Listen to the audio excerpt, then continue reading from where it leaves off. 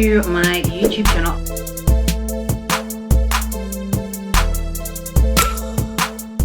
Does anybody else feel like 2025 is absolutely kicking their butt?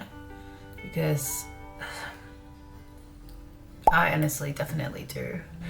The last 3 months has been so, I would say, mentally exhausting. So if you guys follow me on social media, you guys might know that my dog Baxter had a stroke about 11 days ago now, and I can honestly say that anything happening to him is like my absolute biggest fear. I had 2 dogs, 2 chows, and my girl Mia unfortunately passed away from cancer last July, so that was only 8 months ago. So that the thought of even anything happening to Bax is like I get emotional. So last week was honestly so scary.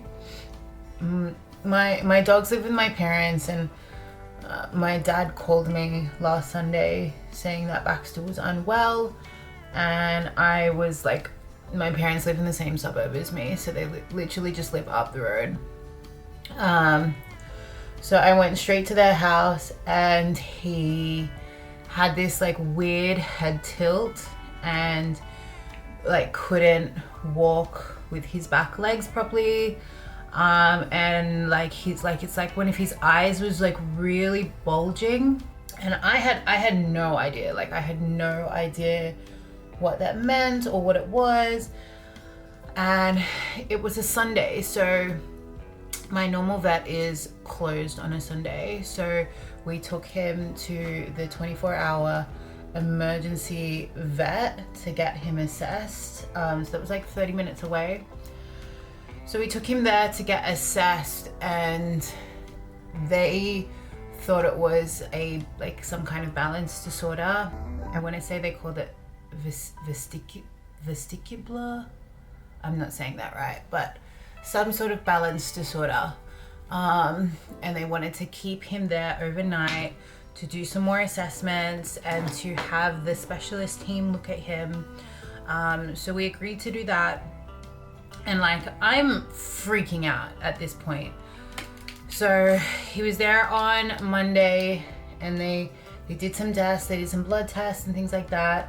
By Monday afternoon, they still were not 100% sure, and they wanted to do further tests. They wanted to do an MRI, but it meant that he had to stay for a little bit longer.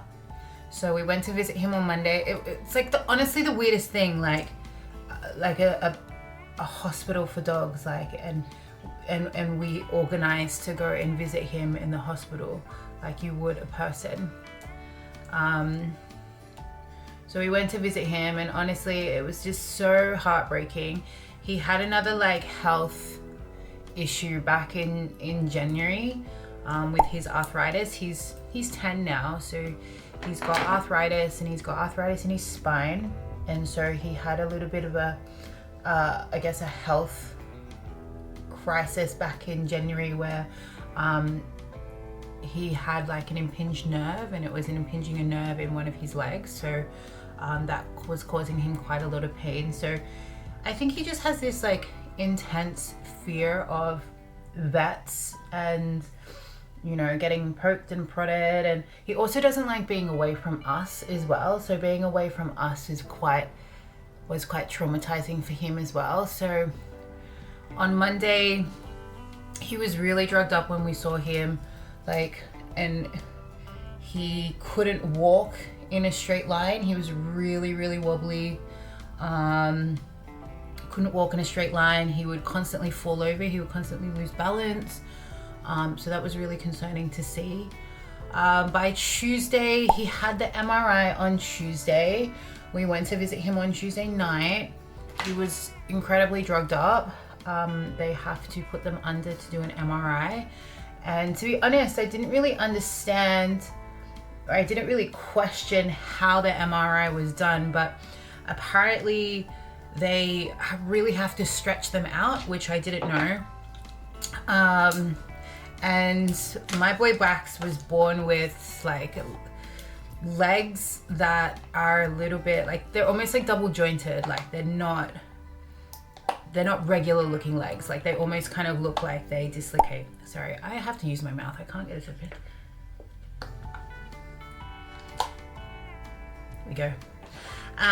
So they almost look like they they dislocate almost when he walks, but like it doesn't cause him any pain or anything like that. Like he was just born with a bit of a leg deformity, but it doesn't affect him. He's not in pain. He's actually really strong in the legs, but really inflexible as well. So they stretched him out for the MRI, so he was like in a considerable amount of pain on Tuesday night when we went to see him, and extremely drugged up. Pretty much slept the entire time that we were there, but obviously because we were there, he was a lot calmer. I'm sorry, I'm gonna have to use my mouth again. I know this is really gross, but I really can't with acrylic nails get this off. There we go. So that was Tuesday. By Wednesday, the vet basically, like, it takes kind of like 2 weeks to get results back for an MRI. It's like a crazy amount of time. So she wanted him to essentially come home on Wednesday because he was getting a little bit distressed being in hospital and being away from us. Wednesday I was basically up all night, like making sure if he needed to go outside that I could help him because he couldn't walk properly. He was still really drugged up. So yeah, he couldn't walk properly. It was really hard for him to go to the bathroom. Thankfully, he was drinking water and things like that.